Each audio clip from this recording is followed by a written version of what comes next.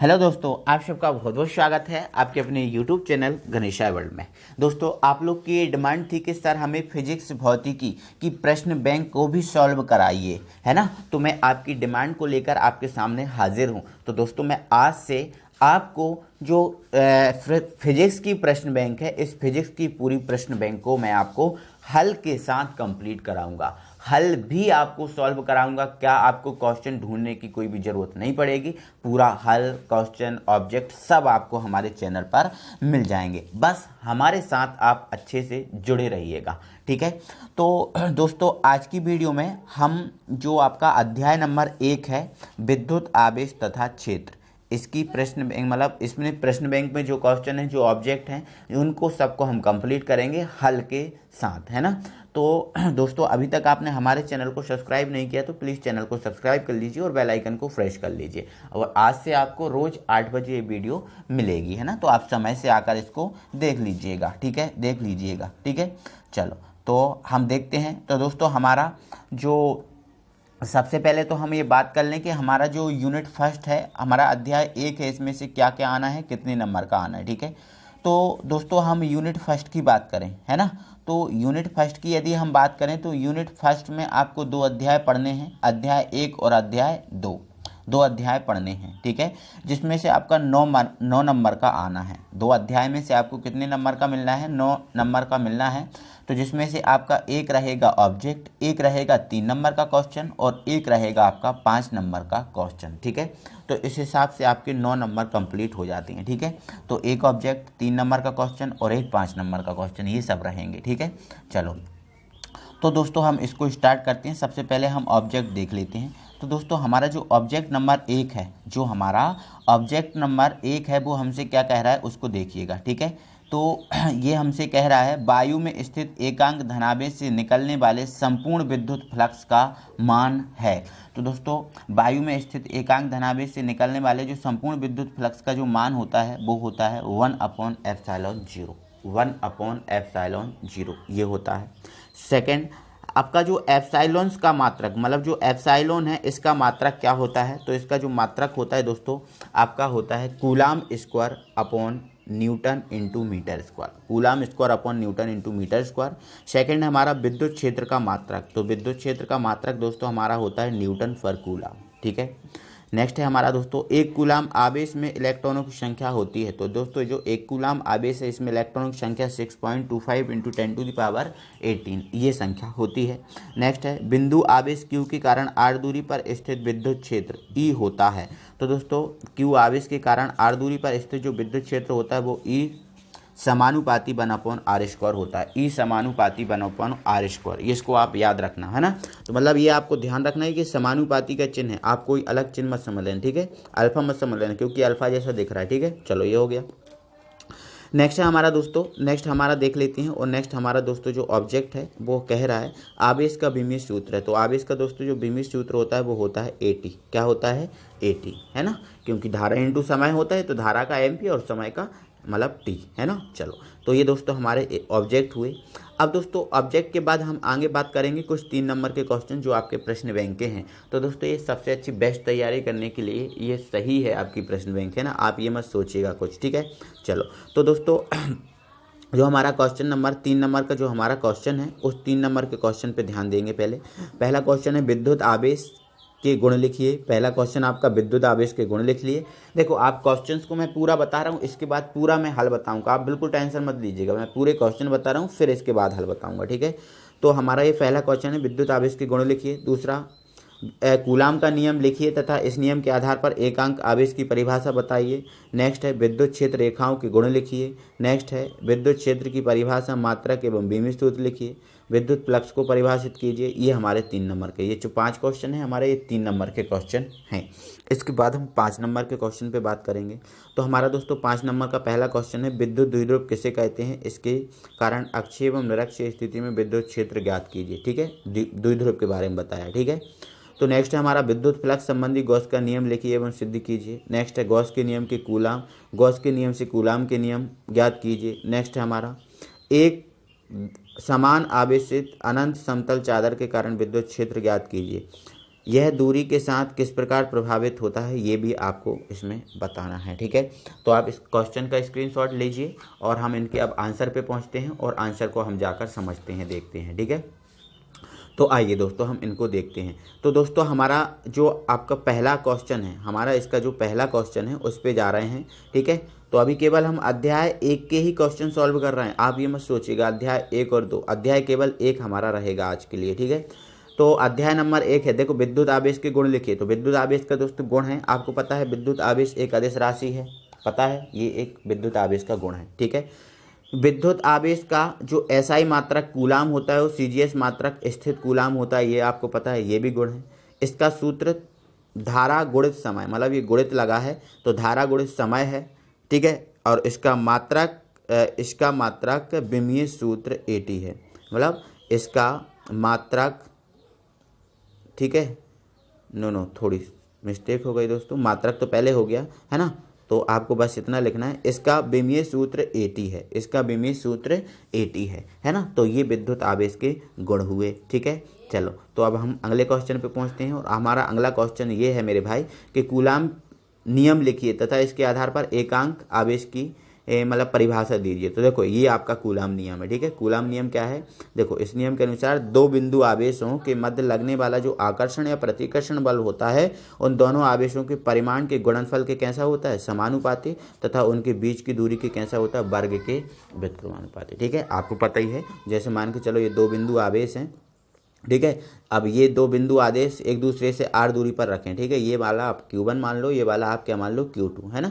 तो इनके मध्य जो लगने वाला जो बल होता है वो बल क्या होता है, F बराबर मतलब दोनों के मतलब गुणनफल, तो Q1 डॉट Q2 अपॉन क्या हो जाएगा, r², है ना, क्योंकि बीच की दूरी के कैसा होता है, समानुपाती, सॉरी व्युत्क्रमानुपाती, है ना। तो ये बोल रहा है ना, दो बिंदु आवेशों के मध्य लगने वाला आकर्षण या प्रतिकर्षण बल उन दोनों आवेशों के परिणाम के गुणनफल के समानुपाती। तो अब गुणनफल के समानुपाती तो मतलब ये आ गया, है ना। अब ये बीच की दूरी के वर्ग के व्युत्क्रमानुपाती तो मतलब ये आएगा। ठीक है, अब है ना, यहाँ पर एक के नियतांक आता है, उस के की वैल्यू हम अलग अलग पद्धतियों में रखते हैं। एसआई पद्धति में कुछ अलग रखते हैं और सीजीएस पद्धति में कुछ अलग रखते हैं। तो ये इस प्रकार से फिर आगे जाकर बनता है। ठीक है, बट अभी तो आपसे केवल नियम पूछा है तो केवल आपको इतना लिखना है। ठीक है, नेक्स्ट हमारा एकांक आवेश, है ना। तो एकांक आवेश क्या है, देखो एकांक आवेश वह आवेश होता है जो अपने से 1 मीटर की दूरी पर निर्वात में रखे समान आवेश को 9 × 10⁹, मतलब ये 9 × 10⁹ लिखा है ना, न्यूटन बल से प्रतिकर्षित करता है। ठीक है, तो मतलब जो एकांक आवेश है, एक वह आवेश होता है, मान के चलो एक ये आवेश हो गया और ये, है ना, जो अपने से 1 मीटर की दूरी पर निर्वात में रखे आवेश को, मतलब जो जैसे मान के चलो ये निर्वात में रखा आवेश है, इसको मतलब 9 × 10⁹ के बल से प्रतिकर्षित, यदि ये वाला जो आवेश यहाँ पर रखा है वो इसको करता है तो मतलब ये क्या है, एकांक आवेश होगा। ठीक है, तो ये एकांक आवेश की परिभाषा हो गई। तो ये हमारा क्वेश्चन नंबर 2 कंप्लीट हुआ। ठीक है, नेक्स्ट हमारा क्वेश्चन नंबर 3 है ना, और क्वेश्चन नंबर 3 हमारा ये है विद्युत क्षेत्र रेखाओं के गुण लिखिए। मतलब जो विद्युत क्षेत्र रेखाएं हैं इनके आपको गुण बताना है। ठीक है, देखो विद्युत बल रेखाएं धनावेश से, देखो विद्युत क्षेत्र रेखाओं के गुण हैं, जो विद्युत बल रेखाएं या विद्युत क्षेत्र रेखाएं एक ही होती हैं। ठीक है, तो जो विद्युत बल रेखाएं हैं वो धनावेश से प्रारंभ होकर ऋणावेश पर समाप्त होती हैं। पहले तो ये समझ लो, है ना, जो विद्युत बल रेखाएं होती हैं वो धनावेश से स्टार्ट होती हैं और ऋणावेश पर समाप्त हो जाती हैं। ये हो गया। नेक्स्ट है, दो विद्युत बल रेखाएं एक दूसरे को कभी नहीं काटती, ये बात भी आपको याद रखना है।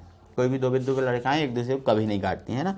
विद्युत बल रेखाएं चालक के अंदर से होकर गुजरती हैं, मतलब जो चालक होता है, ठीक है, उस चालक, जैसे मान के चलो ये चालक है, ठीक है, तो इसके अंदर से होकर गुजरेंगी। ठीक है, चलो नेक्स्ट, विद्युत बल रेखाएं एक काल्पनिक वक्र बनाती, मतलब ये इस टाइप के कुछ चलती हैं ना, तो मतलब ये काल्पनिक वक्र बनाती हैं। ठीक है, तो ये विद्युत क्षेत्र रेखाओं के गुण हो गए। अब ये आपके 3 नंबर के क्वेश्चन चल रहा है, तो आपको 3 नंबर के क्वेश्चन में केवल आपको 3 पॉइंट लिखने हैं। ठीक है, चलो नेक्स्ट है हमारा विद्युत क्षेत्र की परिभाषा, मात्रक एवं विमीय सूत्र लिखिए। ठीक है, देखो विद्युत क्षेत्र की, है ना, आपको पता है, मान के चलो ये कोई बिंदु आवेश रखा है, इस बिंदु आवेश के चारों ओर का वह क्षेत्र जहां तक इसके प्रभाव का अनुभव किया जा सके उसे बोलते हैं विद्युत क्षेत्र। उसे क्या बोलते हैं, विद्युत क्षेत्र। ठीक है, तो किसी बिंदु आवेश के चारों ओर का वह क्षेत्र जहां तक उसका प्रभाव अनुभव किया जा सकता है विद्युत क्षेत्र कहलाता है।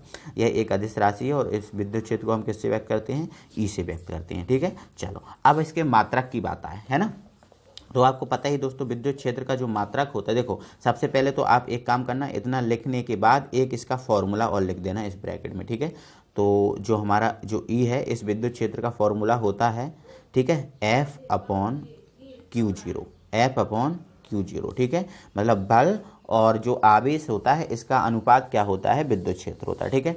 चलो अब इसका हम मात्रक निकालें तो देखो बल का मात्रक क्या होता है, न्यूटन, है ना, और आवेश का मात्रक क्या होता है, कूलाम। तो इसका जो विद्युत क्षेत्र होगा इसका मात्रक क्या होगा, न्यूटन पर कूलाम, न्यूटन पर कूलाम। अब बीमी सूत्र पे बात कर लो तो देखो आपको बीमी सूत्र के बारे में बताऊं तो देखो आपका जो फाइनली बीमी सूत्र निकलेगा वो क्या निकलेगा, ml T-3 A-1, ठीक है। तो ml T-3 A-1 ये फाइनली आपका क्या निकलेगा, बीमी सूत्र निकलेगा, ठीक है। आप समझ ही गए होगे, कोई प्रॉब्लम नहीं है, ठीक है, स्क्रीनशॉट लेके आप लिख सकते हो, ठीक है। चलो अब हम आगे बढ़ते हैं, है ना।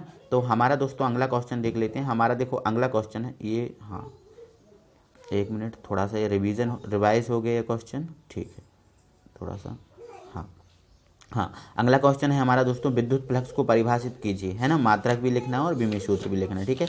तो देखो आपको पता है विद्युत बल रेखाओं की जो संख्या होती है उसे विद्युत क्षेत्र कहते हैं ना।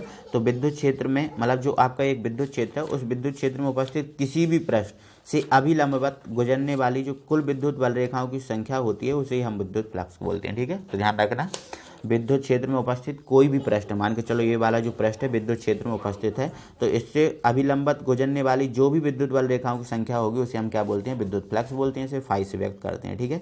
चलो नेक्स्ट बढ़ जाओ। अब इसका मात्रक है ना, इसको फाई से व्यक्त करते हैं, लिख लिया। अब इसका मात्रक, ठीक है। तो दोस्तों जो विद्युत फ्लक्स का मात्रक होता है वो होता है newton dot metre square upon coulomb, ठीक है, newton dot metre square upon coulomb, ये आपका जो विद्युत फ्लक्स है इसका मात्रक है, newton dot metre square upon coulomb, ठीक है। नेक्स्ट बीमी सूत्र, तो आपका बीमी सूत्र होता है ml3 T-3, ml3 T-3 A-1, ठीक है, ml3 T-3 A-1 ये विद्युत फ्लक्स का बीमी सूत्र होता है, समझ गए ना आप, ठीक है, कोई प्रॉब्लम नहीं होगी, है ना। ml3 T-3, ठीक है, ml3 T-3 और A-1 ये आपका विद्युत फ्लक्स का मात्रक है। आपको कोई प्रॉब्लम नहीं होगी, आप बहुत अच्छे से इसको क्लियर करके समझ गए होंगे, ठीक है। चलो अब हम आगे बढ़ते हैं, ठीक है। चलो हमारा अगला क्वेश्चन देख लेते हैं। और दोस्तों जो भी अगर गलती से मिसप्रिंट हो रहा है तो आप हमें बता सकते हैं, कोई दिक्कत नहीं है, ठीक है। चलो अब दोस्तों हम आगे बढ़ते हैं। अगला दोस्तों हमारा ये अगला क्वेश्चन है देखो, और अगला हमारा क्वेश्चन ये 5 नंबर के क्वेश्चन अब स्टार्ट हो गए हैं। अब हमारे ये 5 नंबर के क्वेश्चन स्टार्ट हो गए हैं, अभी तक हम ये 3 नंबर के क्वेश्चन कर रहे थे, ठीक है। तो देखो हमारा 5 नंबर का पहला क्वेश्चन है, विद्युत द्विध्रुव से क्या तात्पर्य, मतलब जो विद्युत द्विध्रुव है इससे आपको क्या तात्पर्य है, और किसी विद्युत द्विध्रुव के कारण अक्षीय स्थिति में विद्युत क्षेत्र की तीव्रता ज्ञात करो, ठीक है। कौन सी स्थिति में, अक्षीय स्थिति में आपको विद्युत क्षेत्र की तीव्रता ज्ञात करना है। आपको सबसे पहले तो आपको बताना है कि विद्युत द्विध्रुव होता क्या है, इसके कारण फिर अक्षीय स्थिति में तीव्रता ज्ञात करना है, ठीक है। तो देखो आपको पता है दोस्तों विद्युत द्विध्रुव वह निकाय होता है जिसमें बराबर व विपरीत, मतलब जिसमें दो बराबर व विपरीत आवेश एक दूसरे से अल्प दूरी पर रखे, है ना। मान के चलो ये कोई दो बिंदु हैं, है ना, और यदि इन दो बिंदुओं पर, है ना, विपरीत आवेश, मतलब इस पर Q और प्लस Q, इस पर प्लस Q, इस पर माइनस Q, ये जो आवेश हैं एक दूसरे से r दूरी पर रखें, एक दूसरे से कितने दूर पर रख रहे हैं, स्मॉल दूरी, आप 2r भी बना सकते हो, है ना, तो आप 2r ही बना सकते हो। तो ये स्मॉल दूरी पर रखे हैं, तो इनसे जो बना जो बड़ा ये पूरा निकाय बना है ये आपका कहलाएगा विद्युत द्विध्रुव, है ना। तो विद्युत द्विध्रुव वह निकाय जिसमें दो बराबर या विपरीत आवेश एक दूसरे से अल्प दूरी पर स्थित होते हैं विद्युत द्विध्रुव कहलाता है, ठीक है। तो ये मैंने आपको समझा दिया, है ना। अब ये हमारा विद्युत द्विध्रुव हो गया, कंप्लीट हो गया, कोई दिक्कत नहीं, इसमें मात्रक नहीं लिखना है, ठीक है। अब बोला इसने अक्षीय स्थिति में, है ना, तो अब हम अक्षीय स्थिति में इसका दोस्तों अब हम विद्युत द्विध्रुव के कारण अक्षीय स्थिति में विद्युत क्षेत्र की तीव्रता का व्यंजक समझते हैं, ठीक है। तो व्यंजक को समझने के लिए पहले दोस्तों मैं आपको डायग्राम समझा रहा हूँ, उस डायग्राम को आप समझो अच्छे से, ठीक है। चलो आप यहाँ पर मैं समझा रहा हूँ, आप बहुत अच्छे से समझ लेना, ठीक है। तो देखो विद्युत द्विध्रुव के कारण निकालना है ना, तो आप क्या कीजिए, सबसे पहले आप क्या कीजिए, मान लीजिए आप ए और ये रहा बी, ए बी आप मान लीजिए एक क्या है विद्युत द्विध्रुव, ये हमारा मतलब ये हमारा बी रहा और ये हमारा रहा ए बी एक विद्युत द्विध्रुव मान लीजिए, है ना, और इसका आप केंद्र मान लीजिए ओ, है ना, और ये मान के चलिए कि मतलब जो ए और बी है इसके जो बीच की दूरी है वो कितनी है, 2l है ना। अब ये 2l है तो ये वाली l हो जाएगी और ये वाली l हो जाएगी, ठीक है। चलो, इस पर रखा है माइनस क्यू आवेश और इस पर हमने मान लिया है प्लस क्यू आवेश रखा है, ठीक है। देखो हमें क्या करना है ना, हमें विद्युत क्षेत्र की तीव्रता ज्ञात करना है। तो हमने क्या माना कि जो बिंदु ए बी है, इस ए बी के जो मतलब विद्युत ध्रुव है इसके केंद्र से हम r दूरी पर, कितनी दूरी पर, ये केंद्र है, इसके केंद्र से हम कितनी दूरी पर, r दूरी पर एक बिंदु मान ले रहे हैं, इसके मतलब लंबा थी बिंदु P मान ले रहा है, ठीक है। और मान के चल रहा है कि हमें इस P पर हमें विद्युत क्षेत्र की तीव्रता ज्ञात करनी है, विद्युत क्षेत्र की तीव्रता ज्ञात करनी है ना। तो देखो आप विद्युत क्षेत्र प्लस क्यू के कारण अलग होगा और माइनस क्यू के कारण अलग होगा, है ना। तो सबसे पहले हम प्लस क्यू के कारण मान ले रहे हैं, हम प्लस क्यू के कारण जो विद्युत क्षेत्र की तीव्रता है वो हम मान के चल रहे हैं क्या है, E1 है ना, जो आपको बाहर की दिशा में होगी। और प्लस क्यू के कारण ये हो गई और माइनस क्यू के कारण जो विद्युत क्षेत्र की तीव्रता है उसको हम मान ले रहे हैं E2, है ना, जो अंदर की ओर होगी, है ना। तो अब हमें ये तीव्रताएं निकालना है, ठीक है। तो देखो अब ए के कारण निकाल रहे हैं तो ए और पी के बीच की दूरी चाहिए। जब ए और पी के बीच की दूरी चाहिए तो देखो आपको टोटल दूरी मतलब 0 मतलब इस केंद्र से यहाँ तक की दूरी आपको पता है r है ना। जब टोटल दूरी r में से जो आपकी इतनी दूरी l है वो घटा दी जाए तो ये इधर से a से p की दूरी बीच की मिल जाएगी और a से p की बीच की दूरी अगर हम निकालेंगे तो वो बनेगी r माइनस l, है ना, r माइनस l, ठीक है। अब b के कारण निकालेंगे तो p से b की दूरी निकालेंगे तो देखो इधर तक की r है और इधर की l है ना। तो यदि हम r में l जोड़ देंगे तो ये इधर से इधर तक की दूरी बन जाएगी। तो दोस्तों ये मैंने पूरा आपको डायग्राम समझा दिया, कोई प्रॉब्लम नहीं होगी। ये आपके दिमाग में रखना और आगे व्यंजक को आप सॉल्व करना, आप पूरा समझ जाओगे, कर लोगे, ठीक है। चलो तो इसको हम हटा देते हैं, है ना, और देखते हैं, ठीक है। चलो देखो, है ना, अब इसको हम छोटा कर ले रहे हैं, ठीक है, थोड़ा सा, ठीक है। तो देखो, है ना, मान लेते विद्युत द्विध्रुव के केंद्र O से R दूरी पर बिंदु P पर स्थित विद्युत क्षेत्र की तीव्रता हमें ज्ञात करनी है, ठीक है। यही हम मान के चल रहे हैं, है ना। तो इसके लिए आप देखो क्या करना होगा, है ना। तो हम प्लस क्यू के कारण देखो प्लस क्यू के कारण बिंदु P पर विद्युत क्षेत्र की तीव्रता निकालेंगे। तो देखो आपको पता ही है ना, E बराबर 1/4πε0 के Q/r², ये तीव्रता का फार्मूला होता है ना। तो ये, लेकिन आपको पता है दूरी हमने क्या मान के चली, r-1, तो ये हो जाएगा, ठीक है, जहाँ के माध्यम है। और माइनस क्यू के कारण देखेंगे तो माइनस क्यू के कारण दूरी क्या है, ये, तो ये हो जाएगा, ठीक है।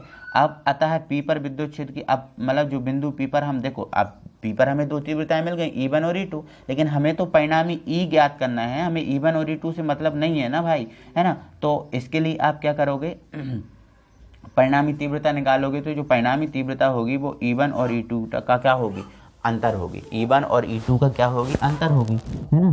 तो ऐसी कंडीशन में आप क्या करोगे, मतलब E1 और E2 की जो वैल्यू है उसको हम रखेंगे, है ना। E1 और E2 की वैल्यू रखेंगे तो हमें पता है कि 4πε0 ये आपका कॉमन आ जाएगा, तो ये कॉमन आ जाएगा और अंदर ये दोनों बचेंगे, ठीक है।